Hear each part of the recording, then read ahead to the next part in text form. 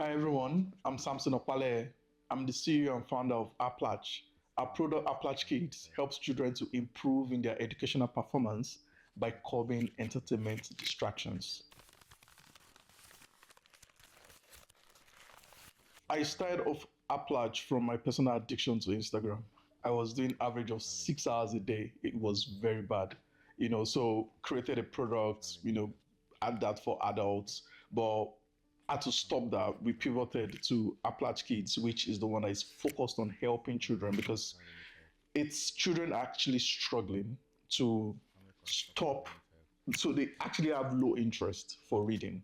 So we are now trying to help them to be able to enjoy reading.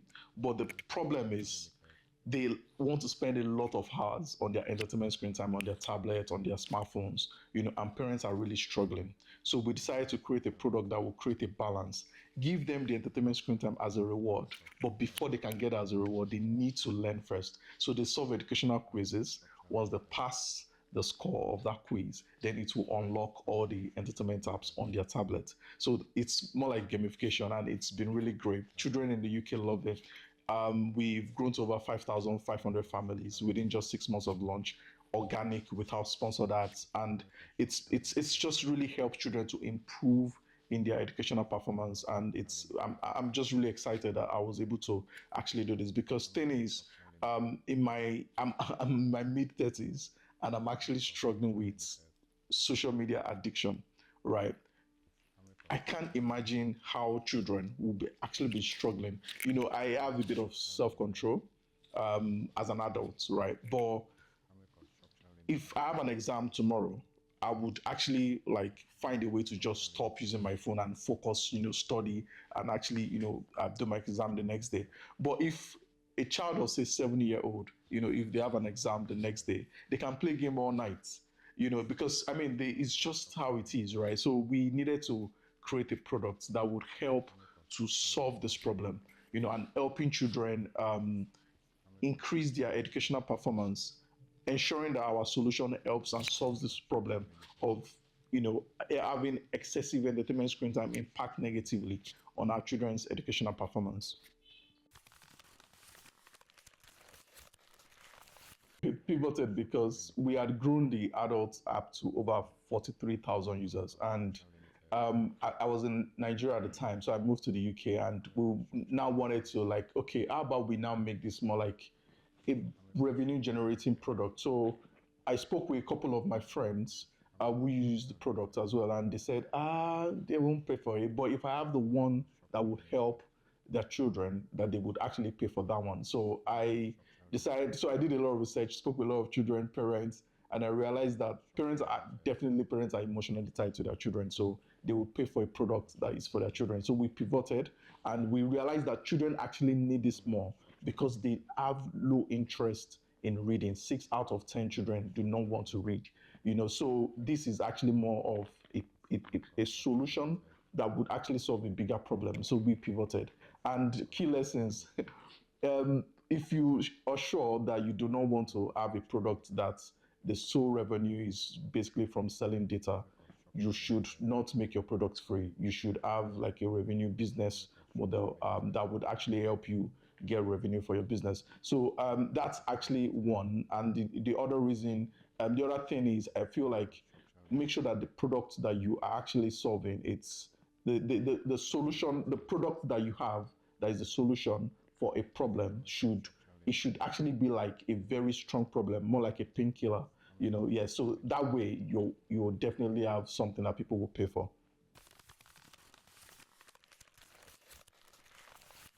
So for digital awareness, I would say that so parents currently use like parental control apps, but the challenge with that is one, it doesn't even help children to actually read, right? It just locks the app, children leaves the device, and that's it. So we are now automating, and parents are actually tired of trying to have sets, from 9 a.m. to something, or change it now, doing all of those parental control settings. So we automated all of that for digital well-being. Then also like the trend, especially in education, is we are now, especially in 2025, there's a big trend for AI agents. So we actually working on pushing out this one, although, well, I'm breaking it out here now. Having AI agents teach children at any point, any day, any subject. So the AI agent is human-like, can teach a child any subject. The child just goes there to say, "Oh, I want to learn maybe photosynthesis." An AI agent can teach the child. It could be in the evening, it could be in the morning, any length of any topic. And I mean, it's just super brilliant because it's um, it's an evolving trend which would actually solve a very strong problem, helping children prepare for any exam at any time of the day. What we had to do is to engage with the community. We're creating products for parents and children, and also for schools. So we had to like talk to a lot of parents. We spoke with a lot of children. Also, I'm a dad. I've got like a 4-year-old. So I actually visit schools a lot, primary schools. They call me to come and speak. So basically, when I go to all these places, I engage, I talk, I ask questions, and I note down all these concerns. Then we build a product that will actually solve that problem. So that's actually one way. Then being involved in a lot of meetups, tech meetups, it just makes me know all the needs, how understanding like the local community, what they want and what they need based on the solution that I'm creating and the problem that I'm targeting. What we did first, we ensure that all our data are encrypted, both in motion and at rest. One thing that's very important is having your data protection registration certificate.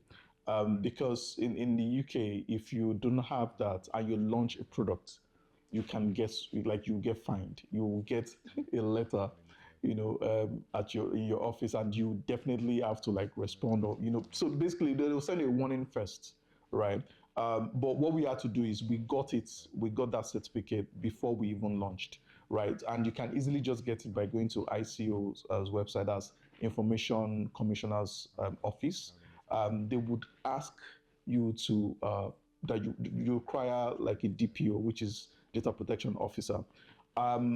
What you can do is because you are the one holding like the CEO, you're the one really holding, being in charge of people's data. So just put your name as the DPO and get your certificate. So Aplatch Keys is such an exciting, interesting product that children really love, and it's definitely because we built it around gamification. We leverage on children's motivation, which is their interest for the social apps, the games, mostly the games, because we focus on children aged 3 to 12, so they love it. It's more about their games, really. And what we did is, when the parent installs the app on a child's device, all entertainment apps are locked. Now, but the child can unlock the apps themselves, unlike parental control apps. But they only have to do one thing first: solve educational quizzes.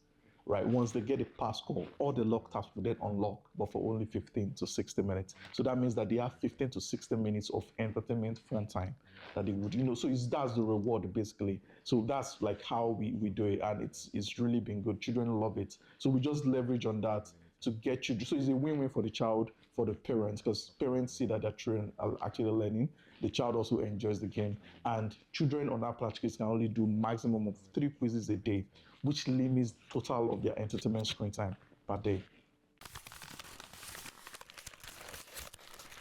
So I've realized that most tech events I visit, meetups, conference, I actually don't see like female African Caribbean tech founders, and it's very concerning for me because I'm just wondering like what's the problem. So when I actually engage like my female friends who are actually in the tech space, they have ideas, but it's just the commitment and the fear of support. Like when they actually become founders, we did get funding. It's actually very tough to get funding, especially for the female, the female African Caribbean, people in the UK. So what we are trying to do is, I am a part of the board for Sheffield Digital and also Sheffield Diverse Business Advisory Board, and any opportunity I see to actually, create like maybe a solution like project and incubator that would help, to actually solve this problem.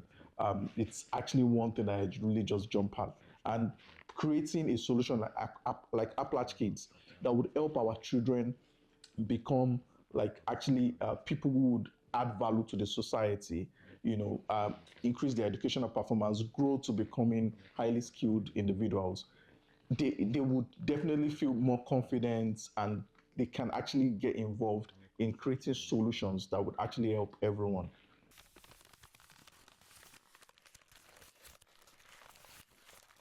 When I get into a room, I feel very comfortable. I don't see color.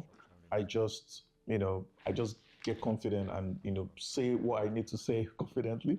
And one thing that I feel like most black people also should know is your skin color is your superpower. Where I actually based in, which is the north of England, most of the time when I get into a restaurant or any conference or any most meetups, I'm usually like the only, African Caribbean person. And it's actually like sticks in people's head because they know you, they see you, like, oh yeah, that's because you're the only odd person in the room, right? So it's more like a superpower for you, and you need to actually deliver. So for anytime you're in the room, just communicate well, feel confident, and let them know what you do and what your product is. And yeah, so for me, it's actually a way that I actually use to move and push our product. And one thing I've also noticed is that for every time that when they see that you're actually very hardworking, especially on LinkedIn, you have to be very active. They want to support you. They want to support you. Once they see that you're pushing, you're hardworking, they want to support you. So please just focus on just being hardworking and just pushing, and yeah, you'll be helped.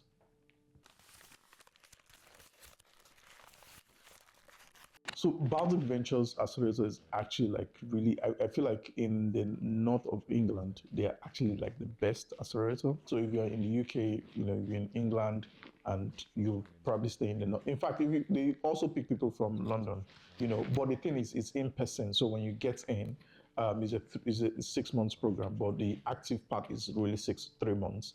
But it's you come for in-person sessions. Now, when we applied the first time, we didn't get in. We got through like the first two stages. The second stage is like the interview, but after the interview, we didn't get in. But the following year, we applied again, and we scaled through. Where you go to Liverpool to pitch, right? But if you get to that final stage, I mean, you've really done well. But it's very competitive, So we got in. They were very, very supportive. We had two um, African Caribbean tech founders. Then we had like two founders from India. So they are very inclusive. They actually really are amazing people. The sessions were very hands-on. We had kinds of advisors with different skill sets, growth, finance, legal. So you can actually engage. They've sorted out this advice, so you can engage them, and the advisors would engage you one on one, set up like a calendar time with you, schedule meetings, and you like always on, right, till the end of the program. So they can really help you with anything that you need.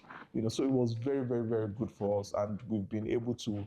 We also sit down with the advisors to, you know, advise us on like the features that we want to work on. So they actually help us also to really see, especially understand our data, so that we can use that to make decisions on future products or future features that we want to put into the product.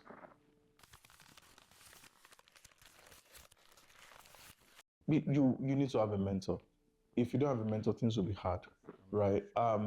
Get people within the city who have done it. Like if you don't, so for me, I didn't know anyone in my city, but I know someone in London. So I just reached out, and the first advice that he gave me said, Google the digital community in Sheffield. So when I Googled it, I realized that it's Sheffield Digital Community.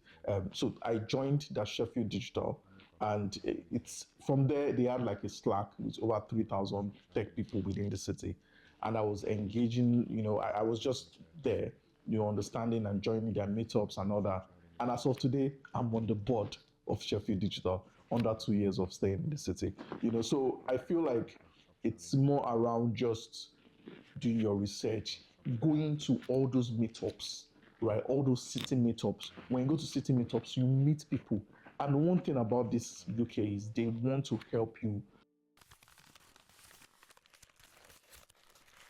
Once you already know that your interest is in tech, if you don't have a background in tech, you can easily have like a co-founder who is, because you definitely need someone who is actually tech savvy. My background is computer science from University of Ibadan. So I feel like one thing that's very important is idea is not enough to get you investment to build your product, right? So when you have an idea, you get a co-founder to build, or if you have savings, let's say you work somewhere, you can actually save enough, then pay someone in India or in Nigeria. I will advise Nigeria, right?